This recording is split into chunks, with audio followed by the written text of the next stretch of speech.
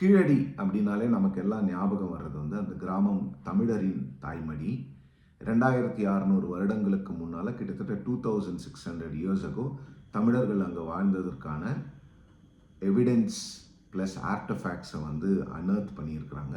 கிட்டத்தட்ட 20,000 அகழாய்வு பொருட்கள் அந்த இடத்துல இருந்து கண்டுபிடிக்கப்பட்டிருக்கிறது கடந்த 10 வருஷத்தில் மட்டும்.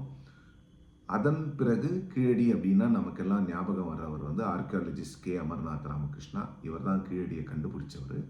இவர் கடந்த 11 ஆண்டுகளாகவே நியூஸ்லேயே இருந்துக்கிட்டு வந்துட்டு இருக்கிறாரு.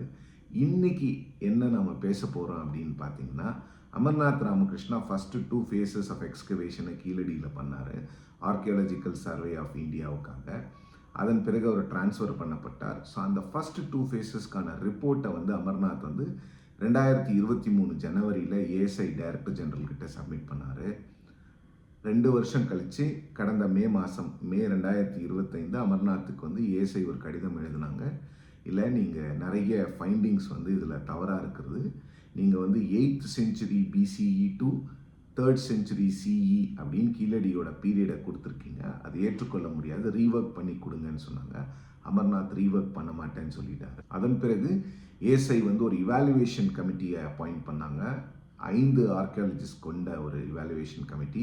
அந்த கமிட்டி கடந்த டிசம்பர் மாதம் ஒரு 114 பக்க அறிக்கையை அமர்நாத்துக்கு கொடுத்தாங்க. அந்த அறிக்கையை ரிஜெக்ட் பண்ணி இப்போ அமர்நாத் அவர்கள் வந்து ஒரு 4 பக்க லெட்டரை வந்து ஏஎஸ்ஐ டிஜிக்கு எழுதியிருக்கிறாங்க. அந்த லெட்டர் வந்து February 3 எழுதப்பட்டிருக்கிறது. அந்த லெட்டரில் அமர்நாத் என்ன சொல்லியிருக்காரு அப்படிங்கிறத சுருக்கமாக இப்போ நம்ம பார்க்கலாம். அமர்நாத் சொல்ல வர்றது என்னன்னு பார்த்தீங்கன்னா, அந்த இவாலுவேஷன் கமிட்டி வந்து தங்களுடைய வேலையை சரியாக செய்யலை. அவங்க வந்து ஒரு முறை கூட கீழடியை வந்து விசிட் பண்ணல, கீழடியை வந்து பார்க்கவே இல்லை. அங்கே கண்டெடுக்கப்பட்ட பொருட்களை அவங்க ஒரு முறை கூட ஆய்வு பண்ணவே இல்லை. அப்புறம் எப்படி அவங்க வந்து என்னுடைய ரிசர்ச் தவறுன்னு சொல்ல முடியும்? நான் எழுதுனது வந்து நான் கீழே என்ன பார்த்தனோ, என்னோட டீம் என்ன கண்டுபிடிச்சாங்களோ அதை வந்து நாங்கள் ரிசர்ச் பண்ணி எழுதியிருக்கிறோம்.